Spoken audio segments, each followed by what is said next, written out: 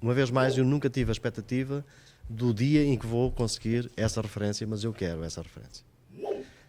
E vai acontecer. Portanto, eu posso dar uma menos específica e posso dar uma mais específica. Ok? Estou à vontade, não é? O primeiro podcast. Claro, Posso pedir a palavra é tua. Tu tá criando o padrão Tá em a partir casa. de agora. Tá criando o padrão. E esta reunião não é uma reunião BNI. Sinta-se em portanto, casa além, e sem gravata. Sem gravar. além de eu ter mais de 30 segundos, ainda posso pedir duas referências. E Boa. não tem assinetinha. Mas aquilo que é fundamental para mim é conseguir uma parceria com empresas brasileiras, principalmente franquias, que se queiram para lá. implementar em Portugal ou na Europa e que queiram começar por Portugal.